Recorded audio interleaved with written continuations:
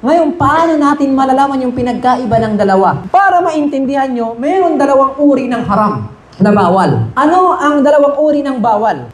Ito yung tinatawag na haramun maqasid at haramun wasail. Ang haram sa kanyang sarili at haram sa kanyang pamamaraan. Dalawang uri ng haram. Halimbawa yung baboy. Di ba haram? Yung pagiging haram ng baboy, haram ba siya sa kanyang sarili o haram sa kanyang pamamaraan? Ito haram sa kanyang sarili. Ngayon, magbenta ako ng baboy pero hindi ako kakain. Haram ba yung kikitain ko o hindi?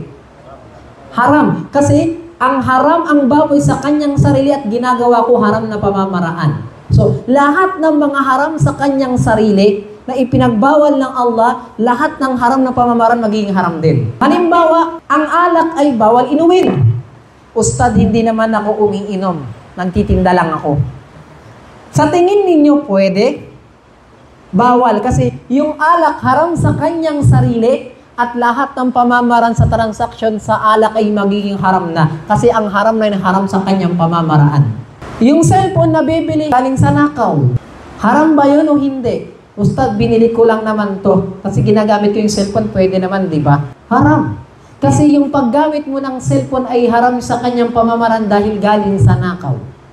Ma'ukhidha minal haram, fa'ita'uhu haram. Lahat ng mga bagay nang galing sa haram ay haram din na ibigay. Para kang nagsadaka galing sa nakaw. Ustad, magsadaka ako sa masjid pero galing sa chongke ito. Ano, pwede ba yun? Tatanggapin ba ni Allah Ta'ala? Ang pagtanggap ni Allah sa kabutihan ay may dalawang kondisyon. Salamatul qasad wa salamatul wasila.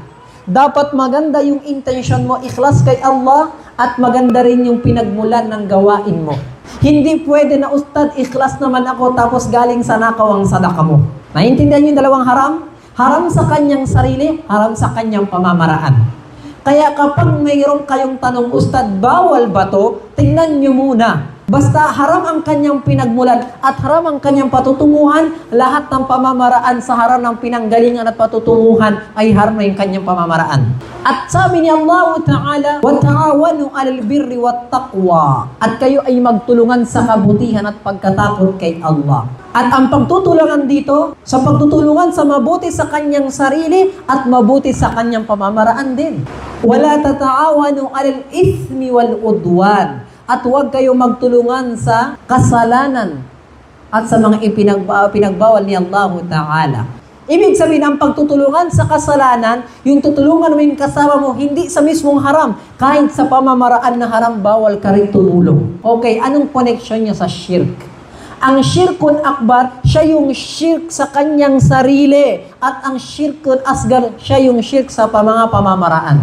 Halimbawa dito ng shirk akbar, ang panghuhula. Pupunta si Jabal sa Quiapo. Marami manghuhula doon. Tapos si manghuhula doon, hinuli ng mga MMDA. Sabi ng MMDA, bakit hindi yun nahulaan na hulihin kayo ngayon? Manghuhula. Hindi ba ang nakakaalam ng ilmul ghaib si Allah lang? Halimbawa, kabilang sa ilmul ghaib, yung mangyayari bukas. Suswertehin ba si Hamid o hindi? Ilmul ghaib yan. Si Allah lang nakakaalam ng mangyayari sa bukas, Hamid. At kung sino man sa mga nilalang na nagsasabi na may alam ako sa ilmul ghaib, ay nakagawa siya ng shirk. Pero ang tanong dito, paano natin malalaman na shirkun akbar o shirkun asgar? Ang panghuhula. Kapag nagpahula si Jabal doon, kailan ba ako suswertehin sa loto? Loto na haram, pumunta pa sa shirk. Di ba? So, sabi niya, kailan ba ako yayaman? Sabi na manghuhula, Jabal, yayaman ka sa December 21, 2027 ng 1 p.m. Lahat dinetalye. Ito ay shirkun akbar. Kasi wala siyang tinira sa ilmul ghaib na mangyayari sa kinabukasan ni Jabal kung hindi kinuha niya na lahat kahalintulad ni Allah Ta'ala. Pero kapag sabi na manghuhula Jabal, yayaman ka siguro pagkatapos ng 2025. Siguro pagkatapos ng 2025. Pero yayaman ka. May shirk pa rin doon. Di ba?